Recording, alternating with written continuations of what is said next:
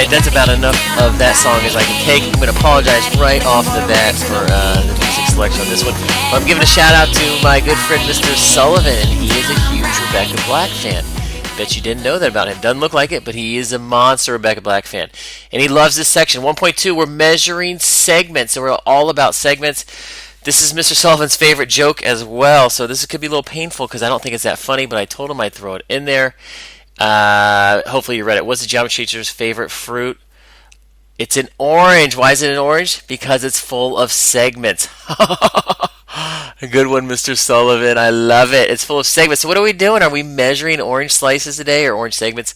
No, we're looking at segments like from last section. Remember, a segment is just an endpoint connected. It's the part of the line between two endpoints. So we're going to measure these. So let's take a look at this. There's some real little subtle differences here. If I look at the ST and ST, these are both referring to line segments. So when I refer to this, ST with the bar on top, I'm actually referring to this from S to T, all the points in between there. So I'm actually referring to the line segment. So that is what it means when the bar is on top. What if there's no bar there? Now I'm actually looking at the distance. What is the distance? So this is where the measuring comes in. How far is it from 4? I'm sorry, these are negatives. The negatives did not show up very well. Let me throw them in there. How far is it from -4 to +8? So you can count these. From -4, it goes 2, 4, 6, 8, 10, 12. So the distance between these 2 points, or you can subtract them, 8 minus -4, is what? It is 12. So if I'm talking about 12 units, centimeters, millimeter, inches, feet, miles, whatever it is, when I'm actually talking about the distance, I drop that bar on top. So I'm talking about how long is it? There is no bar on top. So kind of a little subtle difference there. Fantastic. So let's start to use that. How does it come up? Another little subtle difference I want to clear up before we get too far into this is equal versus congruent. So congruent means they're the same. So congruent is like, oh, that's the same. Well, doesn't equal also mean if they're equal, they're the same? Yes, they're kind of the same thing, but just like there's a subtle difference here. If I'm looking at this triangle, it says the distance from A to B, so it's referring to A to B, but it's saying it's 4. So they're saying this is 4 centimeters. B to C is 4 centimeters, so they're talking about the distance. We can say they're equal. We can say AB equals BC because they're the same distance. It's just like saying 4 equals 4. So there's no bar on top. But if I come over here, and this is a new word here, isosceles, it just means two sides of the same. So I'm saying this segment equals this segment. So I put this little dash here to show that they're the same or that they're congruent. So this little bar means they're congruent. So what I'm saying is segment AB. So I don't know how long it is.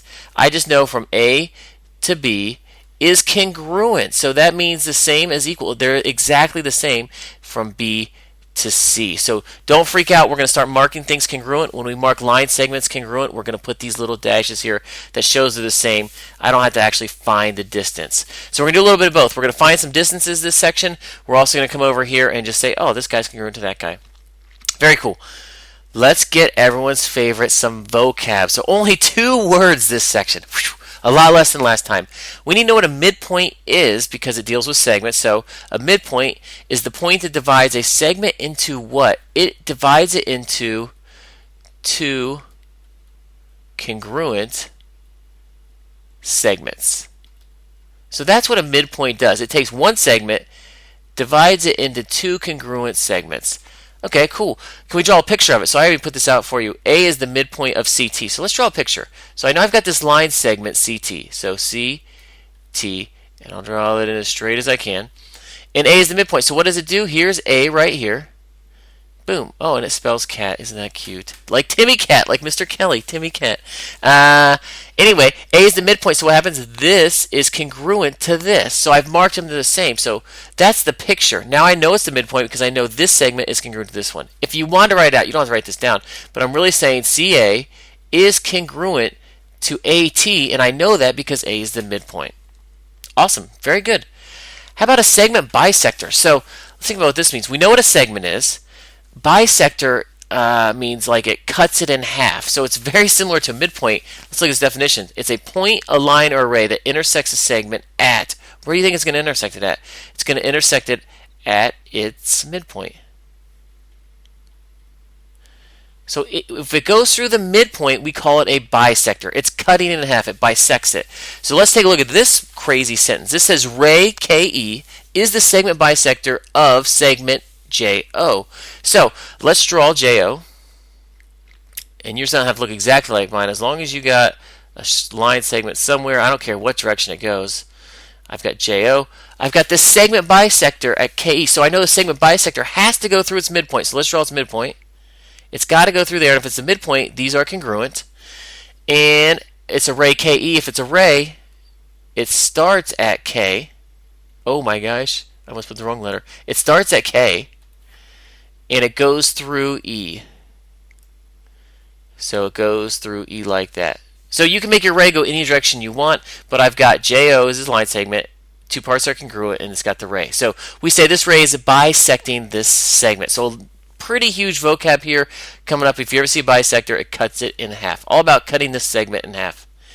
Very cool. All right, let's take a look at the next one here. So this is kind of like the proofs we started doing, where I'm going to give you a given and then we're going to find some information. So this is kind of getting this rolling here. So I give you that O is the midpoint of the segment DG. So we got this segment dog. Look at that. Love it. Dog. From D to G is the segment. O is the midpoint. So what does that mean? We're going to mark it. This is congruent to this. So we're going to go ahead and mark the picture. Then I gave you some more information. Oh, it looks like from D to O is 6x minus 7. So fill that in. That's 6x minus 7. O to G is 5x plus 1, and we're going to be doing a lot of this for this chapter, kind of filling in what it means. From O to G is 5x plus 1. I'm going to ask you either just to find x, or I'm going to say not only find x, but find the actual distance of a segment. So we're going to kind of do both here, get it rolling. So can we set up an equation to solve so we can find for x? Well, if these two equal each other, if they're congruent, really what I'm saying is, remember, DO is congruent. So we've got this congruent sign, the equal little wave on top. Equal sign of the wave on top is congruent to OG. They're congruent. It means what? It means the distance of DO is equal to the distance of OG. And again, you don't have to write this every time, but I'm going to write it just so you know where I'm coming from.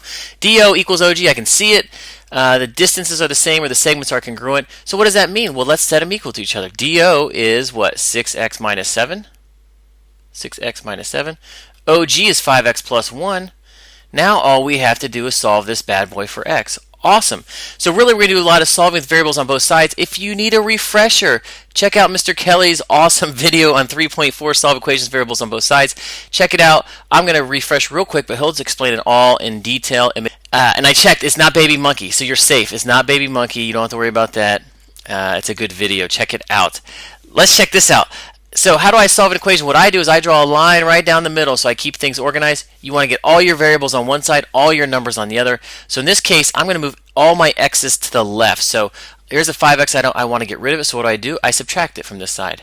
Whatever you do one side, you got to do it the other. So subtract 5x from this side. Boom. What's left? 6x minus 5x is 1x.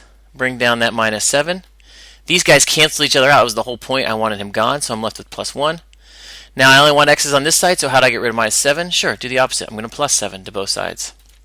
Fantastic. These guys cancel each other out. I'm left with 1x, or just plain old x, equals 1 plus 7 is 8. So I really like this line to keep me organized. I'm going to show it all my examples. It shows me, x's on one side, numbers on the other. So what do I get here? X equals 8. That is what x equals in this problem. Awesome. X can be positive, negative, doesn't matter. It's just part of an equation here. It can be a decimal fraction, doesn't matter what it is, xx.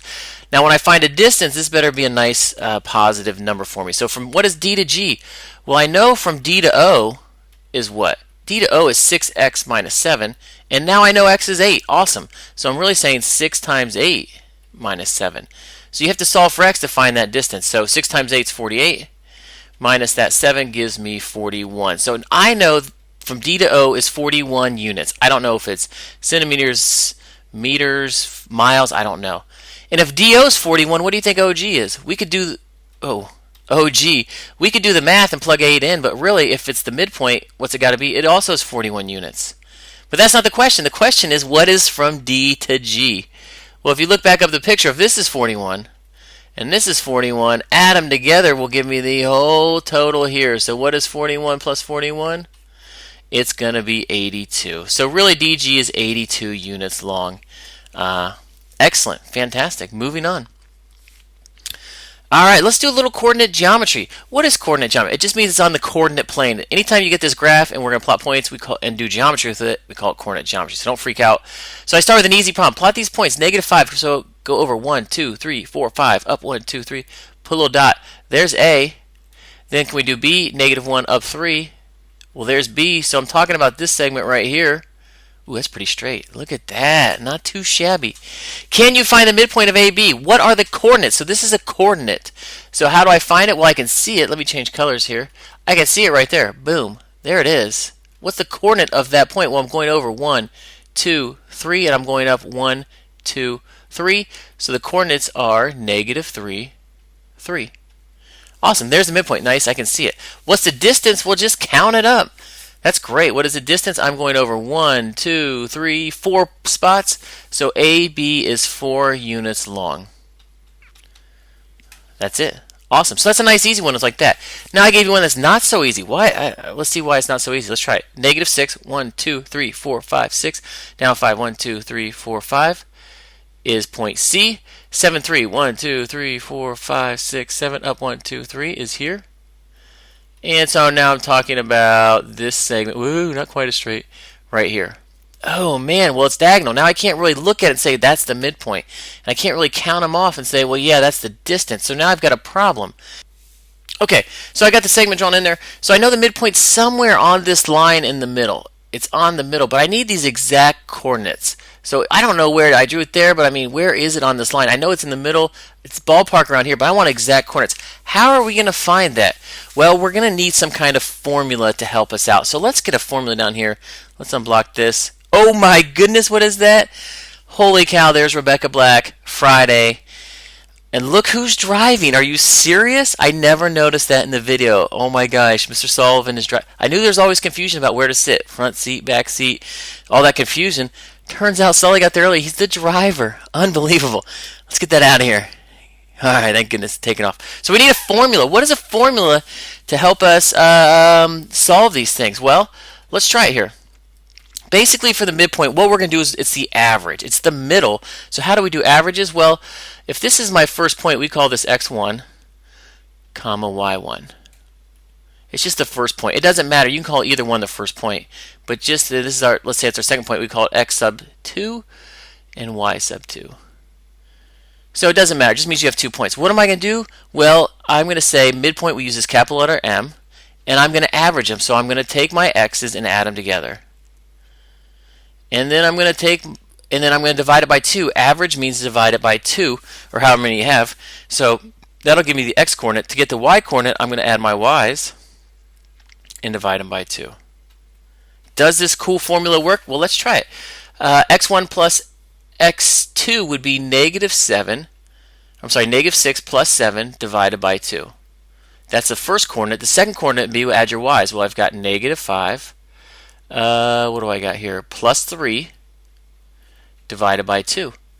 And so what happens here? You get -6 plus 7. That's going to be 1/2. You got -5 plus 3. That's going to be -2 over 2. And if I reduce that a little bit, I'm going to say it's 1/2 over -1. Does that work? Well, holy cow, look at my picture. I was pretty spot on. If you go over 1/2 and down 1, you're right there at the midpoint. So actually, my guess was pretty good. Fantastic.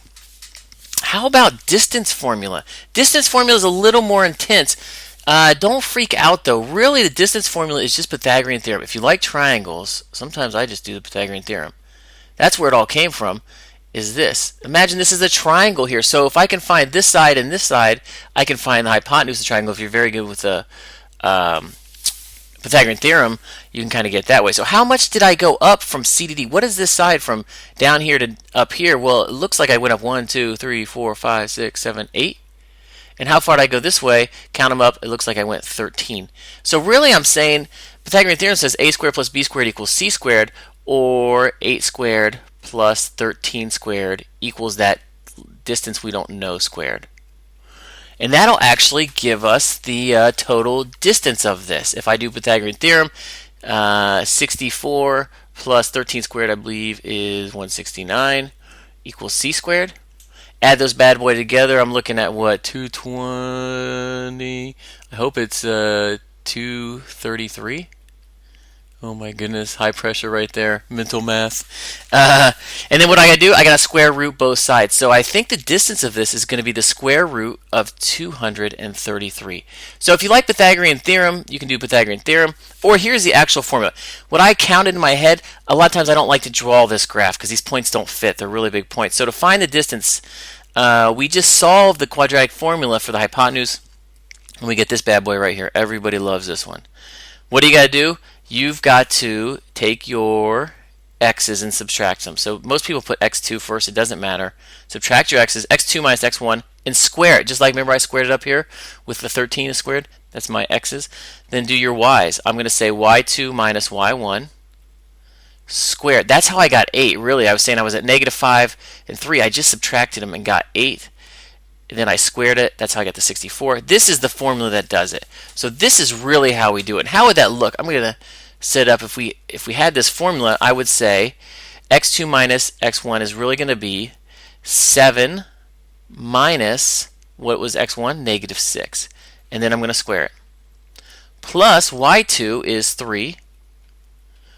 Oops. Let me erase that. I kind of messed up a little bit. I don't want to comma there. I want to minus it. So 3 minus what's y1 is negative 5. And the hard part about this is my negatives. I got these double negatives going on here. So I've got 7 minus negative 6. Remember, that really means plus. So I've got 13 squared plus 3 minus negative 5. Remember, 2 negatives is change is going to be 8. And that's going to be squared. Check that out. Does it look like Pythagorean theorem? Yes, it is the Pythagorean theorem. So really, this whole time I was saying the square root of this mess.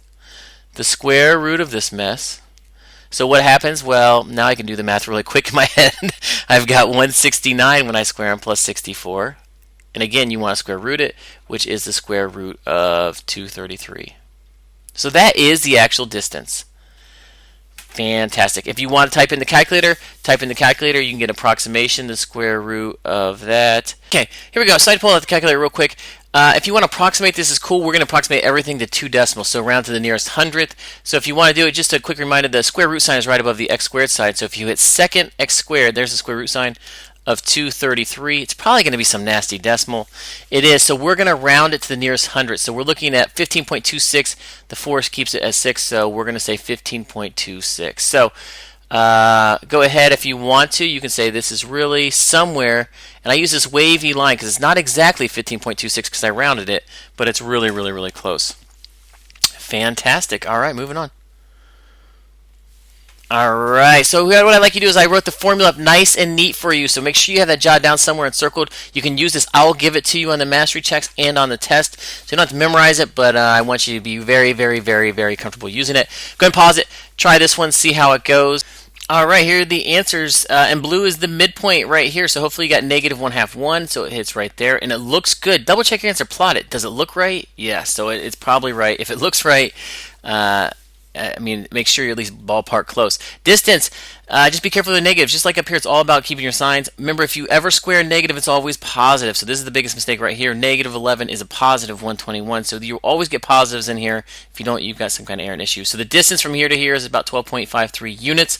Hope you got the right answer. Awesome. Oh my goodness, there's Mr. Sullivan in his Rebecca Black t-shirt. Love it. His sleeve tattoo. I bet you didn't know he had a sleeve tattoo, did you? I think he got that removed later on. So he says, good luck on your master check. He actually was hoping they would make a song about geometry. We'll listen to it here in a second. He kind of made his own rendition of that. But check out this little flow chart. This is almost like a proof. And it's geometry everywhere. Who knew? Yesterday was Thursday. Today's Friday. We've got a line segment. From here to here is a line segment. Then what do we got? To get to Saturday, we've got a ray. Oh my gosh, this is awesome. Line segment. Line segment, ray. So who knew? Flow charts, geometry, it's everywhere. Good luck on the mastery check. Enjoy the song. 7 a.m. and I gotta do homework. Gotta draw graphs, gotta pi r squared. Gotta plot lines, gotta be parallel. Having lots of fun doing math. Clicking on a mechanical pencil. Gotta get down to the bus stop. Gotta catch my bus. I see my never mind. Adding in the front seat. Protractor in the back seat. Gotta get my math on. It's time to postulate. It's geometry, geometry, gotta write down my work in. Everybody's copying me in homeroom, geometry. copying me.